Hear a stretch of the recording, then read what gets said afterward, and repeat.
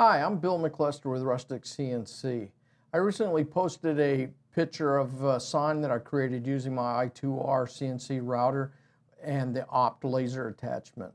The questions were about text on a curve.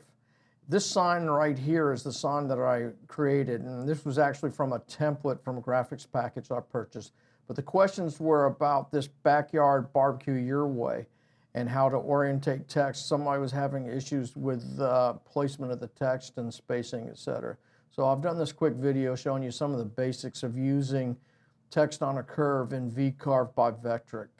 Vcarve and Vcarve Pro are basically a CNC program by Vectric software that allows you to create projects and use them on your CNC router and lasers and stuff. First thing we'll do, we'll get rid of this graphic here. We'll create a project file. This is 12 inches by 12 inches, which is more than enough to demo this. Okay, so I'll select OK. First thing we'll do is create a circle. So I've set 6 inches in the circle in the dialog box there. I'll create a 6-inch circle. There it is. We'll close that. Now we need some text, so I'll create some text, and I'll use the same text that was on the sign. Backyard barbecue your way. Now we'll get out of there. Now we need to hold down the shift key, left select the circle so we have both of them selected. Then we come over here to the text on a curve, the icons ABC over a curve, and you select that. And now it's put it in the curve, okay? Now there's several lines here. You have two blue lines, one on the top of the text, one on the bottom of the text, but then there's the pink line. The pink line is your actual original circle. So right now, this is the circle. The text is inside it. It says it's above the curve, and it is because everything's based on this little green box right here, which is the start point of the vector, okay? Obviously, this isn't going to work because we're trying to get the graphics like this, so it's on the outside of the curve, okay? So let's get rid of that again, and we'll come in here. Come over to this section right here and text on the other side, click that and it flips it over. So now here's your 6-inch circle here, and there's your text on the outside. It's still in the wrong place. So there's a couple of things, you know, with this. We can basically just grab it and move it, but if you grab the rotation hooks here and turn it, see what's happening?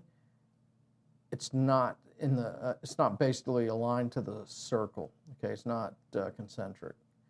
So what we'll do is hit Control Z and take it back. Okay, don't use those. Okay, you need to use this start box right here, the green box.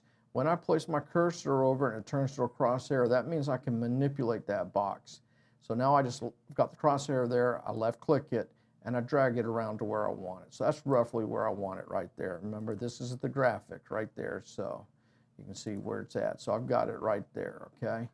Now, the resizing, if I want to resize it, which is the next one down, okay, it'll resize and go to whatever size I want and keep the alignment. Okay, I'm going to Control Z, go back up there. So that's how we want it. Now, there's a few other things you can do. If you wanted to offset it from the circle, you could go in there and put in whatever offset you want, 0.25. Now I've got an offset right here, all the way around the circle. We're not going to use that, so I'll get rid of it.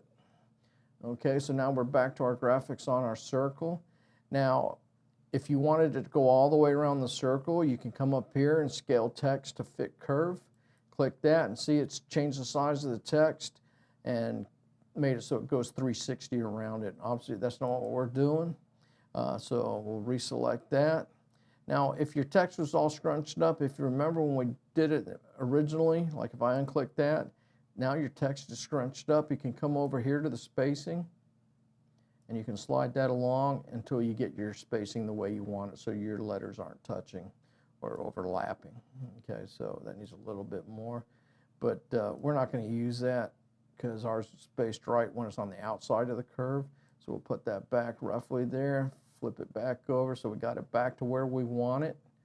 Got another setting down here, keep letters vertical. Now all your letters are straight up and down. We're not using that. We're going to align it to the curve. So it basically adjusts the arc on your text so that it matches the circle or the curve that you're using. Okay, so now we're ready to do our tool paths. So I don't want this circle right here. So let me show you one other thing real quick. Okay, if we were to take this circle right here and select it, and I grab hold of the rotate hook there, and I rotate it, it's rotating. See how my corner of my box is here? And now it's here. But you notice the text isn't moving. That's what I was telling you about before. You've got to have both of them selected, and then you've got to use the box to do it. So it's shifted it now. I don't want to move it around like that, but when I get the crosshairs, now I can do it and bring it back to where I want it. Okay? So when we get there, I'm going to get rid of the circle. And now you'd be ready to go ahead and create your tool path. So you just select it. You won't be able to see it because it's going to be sitting underneath me. But if you click your tool paths, you'd have them here, and then you've got it selected. You just go ahead and create your tool path.